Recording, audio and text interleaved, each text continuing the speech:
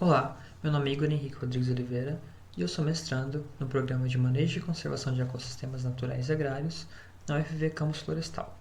Meus orientadores são a professora Karine Frana Cavalco e o professor Rubens Paza. E eu vim aqui apresentar o meu trabalho intitulado Variação da forma em Pissarido Dom Rivularis no Alto Rio São Francisco e as diferenças na forma de Pissarido Dom AFF Rivularis no Médio Rio São Francisco para o CIA UFV Virtual 2020.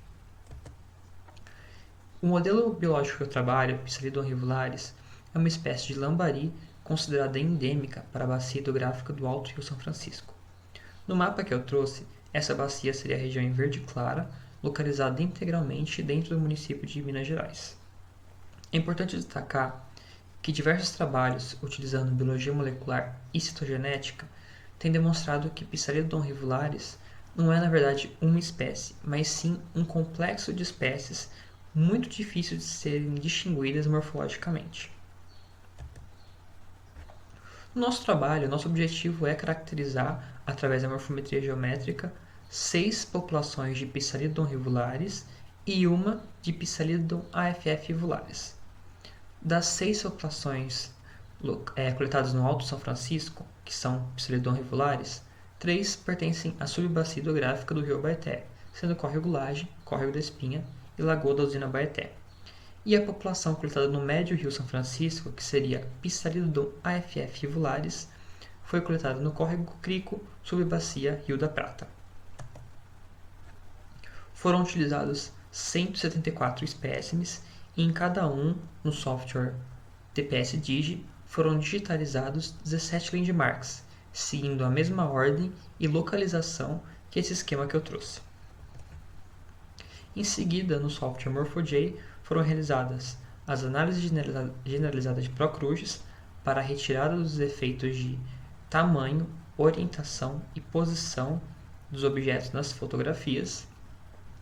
Em seguida, eu determinei como 2 classificadores para fazer as análises, ponto de coleta e subbacia hidrográfica, e conduzi a análise de variância de Procrustes para verificar a homocidasticidade nos dados, a regressão multivariada para avaliar a influência do tamanho em log de centroide na forma dos espécimes e, através dos resíduos da regressão, que as análises posteriores não considerem tanto essa influência do tamanho, reduzir a influência da volumetria no trabalho, realizar as análises de variações escalonônicas para cada um dos classificadores e, com base nas distâncias de Mahalanobis encontradas nas CVAs, realizar fenogramas utilizando um algoritmo de métodos de grupos de pares não ponderados, ou PGMA, no software Pulp, e em seguida visualizar esses fenogramas no MorphoJ.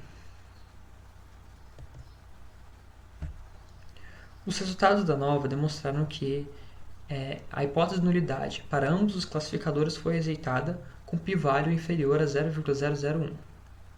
Quanto à regressão, eu observei que, sim, existe uma influência do tamanho na forma. Os indivíduos de maiores tamanhos, na direita do gráfico, eles possuem um menor recuo da placa suborbital em relação ao opérculo, além de um menor diâmetro da órbita e um perfil cefálico menor em geral em relação ao corpo do que os indivíduos de menores tamanhos localizados na esquerda do gráfico. Na CVA de pontos de coletas, foi observado que cada população ocupou uma posição limitada no morfoespaço, e a hipótese de nulidade entre cada uma também foi rejeitada, com p-values menores do que 0,05. Basicamente, o que está variando a forma entre as populações são 2 aspectos principais se combinando de maneiras diferentes: a altura corporal e o recuo da placa suborbital em relação ao opérculo. Para as subbacias, houve uma estruturação quase completa de todas as subbacias na CVA, com a hipótese de nulidade também sendo rejeitada e o p-value menor do que 0,01 para cá, todas as comparações. O que nós observamos foi que, na CV1, o que tem principalmente variado é a altura corporal. As populações na esquerda do gráfico são mais altas do que as populações à direita, e na CV2, o recuo da placa suborbital em relação ao opérculo. As populações na região inferior ao gráfico possuem esse recuo maior em relação as na região superior. No fenograma, nós observamos a formação de 3 clados principais para pontos de coleta. Um dos clados é formado pelas populações com maior altura corporal, Lagoa da Usina Baeté, Ribeirão Bandeirinhas e Rio Vereda Grande. Outro clado, à direita superior, pelas populações de menor altura corporal, Córrego do Espinha e Rio Funchal. E o outro clado, o restante, pelas populações de altura corporal mediana, o Córrego Laje e o Córrego Crico. Já no fenograma para as subbacias, o que nós observamos foi a formação de 2 clados, um deles na esquerda do gráfico, com as subbacias apresentando a maior altura corporal, Rio Cipó e Rio São Francisco, o outro à direita, com as subbacias coletadas na região do Alto Paranaíba, da Rio Indaiá e Rio Abaeté, e ocupando uma posição basal, a população da subbacia do Rio da Prata, a única coletada no Médio Rio São Francisco. O que diferencia os indivíduos coletados nessa subbacia em relação às demais é justamente o recuo da placa suborbital, além do diâmetro da órbita e de uma maior robustez na região ventral do crânio.